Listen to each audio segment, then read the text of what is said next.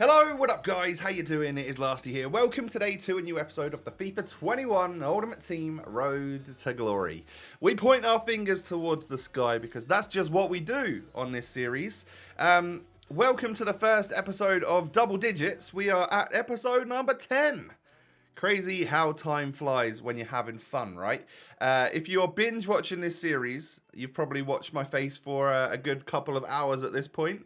And I just want to say thank you for all of your support. And for those of you that keep coming back every single day, I love you guys. You're absolutely amazing. Let's keep that support going. If you'd like to see some double uploads this weekend, smash that thumbs up. I need to see the 7,000 likes by 11 p.m. tonight in order to maybe kickstart that sort of thing happening. And subscribe to the channel if you're new around here. Click the notification bell. It means you'll never miss an upload and you've got something to watch over your lunch. Once you've caught up with the series, that is. So, we are absolutely jam-packing loads of stuff into today's episode. I'd been getting a little bit ahead of myself, so I wanted to have today's episode as really catching me up. So the last thing we'll do today is our Rivals rewards, which were obviously from yesterday, but then I'm like one day ahead rather than 2 or 3 days ahead, where things get a little bit... I like to try and stay fairly like relevant to the day, you know, maybe the day after you guys are watching it from what happened in the video. So, we start by playing a whole bunch of Rivals. In the middle of all of that, we've got some bronze pack method. I'll show you some stuff that's sold and whatnot. I've also got my first investment for like hopefully making some trading money profit at some point in time in the near future.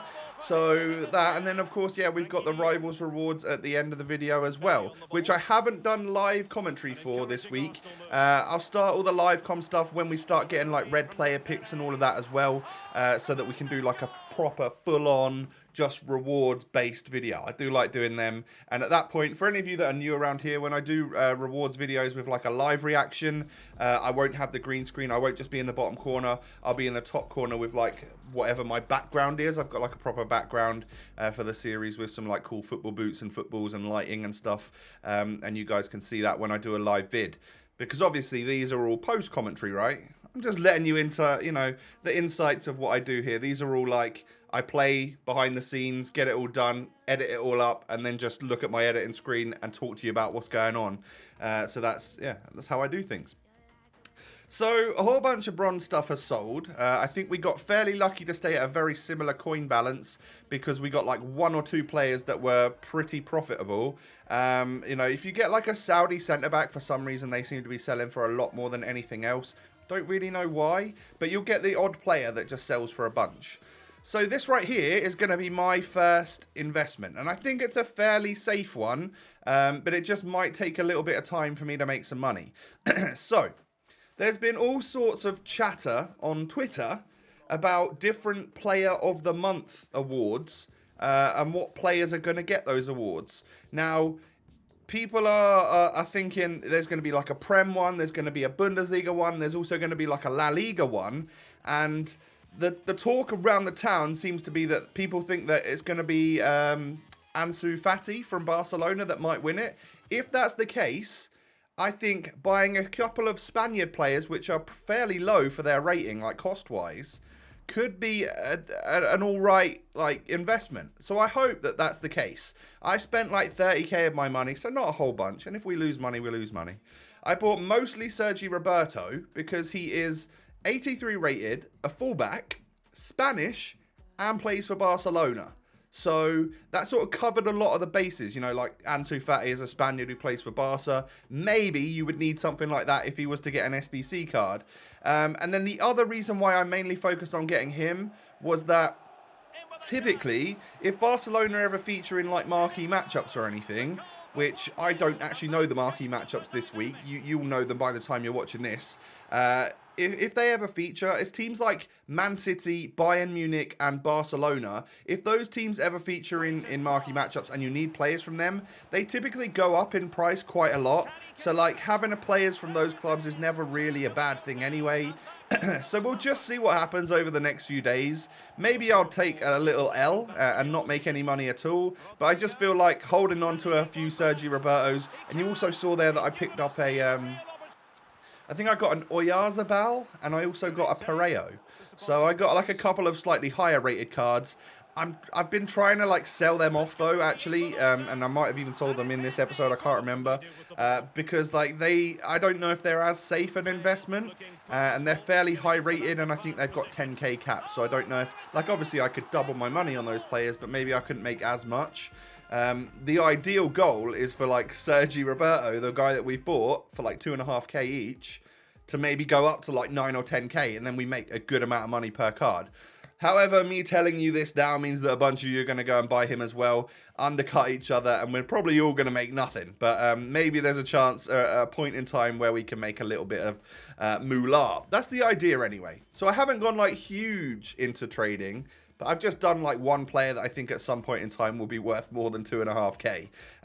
Because Roberto last year was an 82 fullback from Barcelona, and whenever people needed him for SBCs, he would go up to like 8 to 12k. So surely at some point it's going to happen to an 83 version, right? It just makes sense. So we are cruising through a bunch of rivals matches. Essentially, I needed to play a few games, a bunch of games, in order to, one, help myself get towards the weekend league rank points, and two, get the rank points for earning myself rewards for the end of this video. I was solidified in rank 3 pretty easily, but it seemed pretty like easy to get into rank number 2 and stay there. I think I needed about 9,000 weekly points, which I was already at like 5,000 or 6,000 or something. I can't remember, but it essentially means that if I won like 3, 4, 5 games, I would easily solidify myself into slightly better rewards. And we'll talk about the rewards a little bit later. But as you can see, I'm still grinding my way up towards rank number 2. So actually, I must have been on about 3k. Pushed myself up to the 6 or 7k that I needed, and then pushed a couple thousand past that in order to solidify safety in that rank. So we come up against a nice squad here, like Spanish or La Liga squad, with that Ansu Fati inform card. And I wonder as well, actually, if he was... No, they wouldn't do that, would they? If he ever got like a special card SBC, they wouldn't make you use like an inform Fatty, would they? Because like that's too limited, I think. I don't know. I guess we'll see. There's probably you know, some other player in La Liga that did better that would end up getting a player of the month, and then I'm going to just lose loads of money. But it is what it is. We're 2-0 down in this game, and there's only been a couple of games this year where I've gone a couple goals down. So I was a little bit worried that we're going to take a massive loss here. We get a goal back, and it was one of those crosses into a volley. That seems to be fairly OP this year. People seem to be suggesting do that style of goal. I completely screw up here. There has been a moment in each of my gameplay episodes so far where I have just completely messed up and fallen asleep at the wheel, essentially, and conceded a stupid goal. So, yeah, that's no different. But we do get another goal back there with Bale. Absolutely worldy of a finesse shot. This guy is insane. But so is Iñaki Williams. And for some reason, I couldn't outmuscle him with my defenders. I think he's quite strong. And I end up losing 4 goals to 2 against this guy, whose team name was Haven't a Clue. It's a good bit of wordplay. So we take a little bit of a downgrade on our skill rating, but that does push us into rank 2. But because we lost the game, we didn't get many points. So we're only just a slither of the way in to that rank. So we need to play a lot more and get some wins and stuff in order to push ourselves into a safe spot. This is another nice team. Like, anyone that's able to have someone like Rashford in their squad right now is doing well, because he is an expensive player. But it's another one of those crosses that works out for me to go 1-0 up. Rodrigo getting the volley, I think on his weak foot, maybe. Those volleys seem crazy, and the crosses themselves seem very, very useful. try them out if you haven't done so yet already. But he does get in the box with Sabitzer here and easily scores the goal past me. I've noticed that my defending is actually really poor. And then look at that. Lovely chip to the back post for Michail Antonio. And I lose the game in the 88th minute. So that's 2 games on the bounce that I've lost now. Not really what you want to see. And I'm not going to lie, it started to make the blood boil a little bit. I haven't played a lot of FIFA for obviously like a month or 2. So to see, to start getting all stressed about it again is like, oh yeah, I remember this feeling. But that's just the way it is. I just have a fairly competitive nature, I guess. I don't like to lose. Nobody likes to lose, and it winds you up, doesn't it? But we're all learning the game, so fingers crossed we can get good at it. So it took until, like, the first mistake from my opponent was, like, in the early stages of the second half, and I got a goal to go 1-0 up. But he scored on me, like, 10 minutes later with Talisca, and it was a really nice finish. And, again, late on here, in the 83rd minute, Alex Teixeira outmuscles my defender, or outpaces him or something, and scores the goal and wins the game. And I'm like, damn, man, that's like 3 in a row that we've lost. Late on in the game type thing. So yeah, we take basically 100 skill point deduction from those last 3 games. We're back down to nearly 1500. We were in the 1600s. So yeah, that's what happens if you take a little losing streak. However, I decided to stop for just a couple of minutes, take some deep breaths and feel a little bit better about things, and then we move on into the next game, because I'm fairly confident at this skill level that I can get a couple of wins. So when I go 1-0 down, I'm like, head's gone a little bit. Oh God, what's going on here? Have I turned into a very amateur FIFA player? But then we do another one of those crosses, and Adama comes in with like the most ridiculous strike you've ever seen. Really solid volley from someone that's got 60-something shooting. And then we just hound down the goalkeeper here, and it just, the too much pressure, and too many of my players were around there. So we were able to actually get another goal to go 2-1 up. And as you can see, less possession from me. That typically has been the case lately, but we are 2-1 up in this game, and I think we can make it 3. Usman knocks it into the box. It comes out, incredibly luckily bounces towards Jordi Alba, and I tap it into the back of the net, and he's had enough. So we do get a 3-1 victory there to get ourselves back on winning ways. Now, I have, as you can see there, I tried the 4-2-3-1 in that game. I've been trying 4-4-2, 4-3-3-4, and 4-2-3-1. Those are the 3 formations that I've been given a go so far. And I've literally just been like, some games I've been using one, some the other. And just to see if I notice anything that works for me or not. Because I like 4-4-2. I like having 2 strikers up front. But the midfield, Dele Alli and Llorente, have just been pushing forward way too far. And like, I've got such a massive hole in the midfield that I just get carved open, you know. So that's a problem. So we're going to try and fix that problem right now. And that is by buying a Moussa Sissoko to replace Dele Alli. I need someone more sturdy and physical in that midfield spot to act like a defensive midfielder. So welcome to Moussa Sissoko. I bought the cheapest one on the market, and I accidentally got him in a centre forward spot, which annoyed me. So I listed him up for an hour, which is why he's not making his debut right now, to see if I can make a bit of profit on that card, because someone had put a cam to CF on him, but no one bought him. So I just stuck him back in the squad, and you'll see that after this game. But we come up against I think it was a nice looking Prem team. Adama's out wide. He knocks it into Rodrigo, into Bale. Lovely, lovely finish. That one comes off, I think, maybe the post and the bar. I don't know, but it was a really nice goal. I know, you guys, I've told you that I like hitting the woodwork, especially if it goes in afterwards. And we score a second goal there, in off the post this time. So it's Ousmane Dembele to put me 2-0 up. So it's like we took those 3 losses on the bounce, and now we're like firing on all cylinders again. And Bale hits him with a beautiful strike there to go 3-0 up. Things are obviously looking brilliant now. And he just makes loads of mistakes. So I'm 4-0 up at half time. And in the second half, it was a little bit of a different story. It wasn't quite so easy. I think maybe he put a few more of his players forward. And he was able to just sweat that one across Lucas Moura to Gabriel Jesus. But knocking it out wide to Adama Traore. You're just going to tap this one inside, hit him with the sweat as well. And it is Marcos Llorente to score the goal to put me 5-1 up. But this guy, I think, eventually wins the second half by getting a good volley there. Lovely volley. Volleys might be a bit strong. I don't know. But he wins the second half 2-1 as I was 4-0 up at half time. But it will take a massive win there to get me up to 1,100 champs points. So we're over halfway towards our goal now of unlocking the weekend league for next weekend. 1,585 skill rating. And that win obviously gave me full points to take me over 9,000 points, allowing me safety for my rank rewards, which we are going to get to actually just about now. So as you can see, my Sissoko didn't sell. I don't think Pareo or Ayazabal sold either, so I think I stuck them back in the club for now. But Sissoko's going in the club, and I'm going to stick a CF to Cam that I've already got in my club in there, so it feels like it didn't cost anything.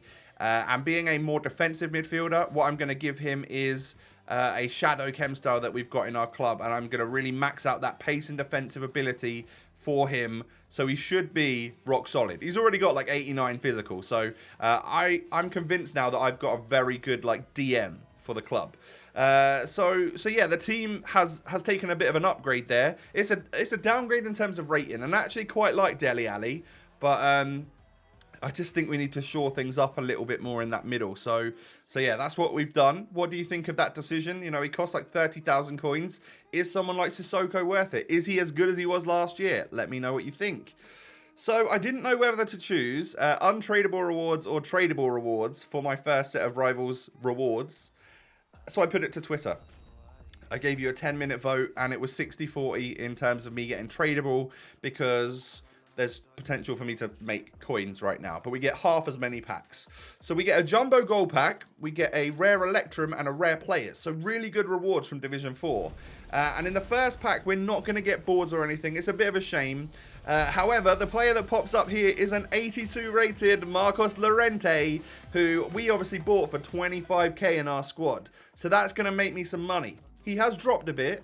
He's 15k now, but still, I'll take that right there.